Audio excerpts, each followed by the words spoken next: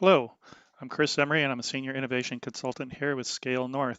Today I was going to talk to you about customizing or hiding some of the buttons that you'll see on your transaction forms.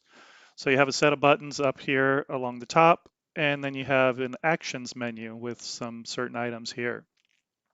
And so if you're in a view mode of the invoice, you see certain buttons. And of course, if you're in edit mode, you will see a different set of buttons.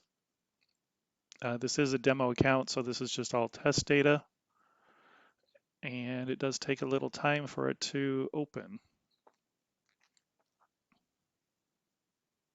So as you see, you get a different set of buttons. And with your drop down to save, you have save, save and new, save and print, save and email. But we want to go back to the view mode. So just for this video, let's say for some reason you don't want to authorize returns anymore, or on this form for a particular set of employees, you don't want to authorize returns, so you want to remove this button. So if we go over here to customize form, it's going to open up this form that you're viewing. Note, you can have many different invoice forms, so you would have to go through each form and remove this button to authorize returns. But let me open that up. So here's your custom transaction form. And what you want to do is go into the actions menu. And here if you review all the labels and display as, you'll see the labels and if it's a button or not. So here we have authorize return. It's a button and it's selected to show. So if we uncheck that, and for some reason, we also want to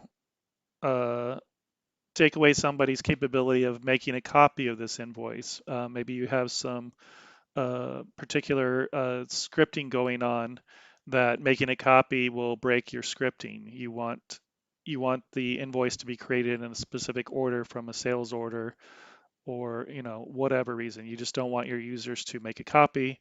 We can unshow that. And as you see here, the display is the menu. So here's the menu and here's the buttons. So let's see, if we take this form and we save and edit, I always like to save and edit forms so that way it stays open so you can come back and make any other additional changes that you need to. We'll wait for this to complete. Okay, that is completed savings. Let's go back to the invoice and we will refresh. So as you see, the authorize return button has been hidden. And if we go to the actions menu, make copy has been hidden. And so that is how you manage some of your forms and some of the actions that you allow your users to do within NetSuite. And if you have any questions or would like to talk to about us, get in touch with ScaleNorth and we can assist with customizing the forms.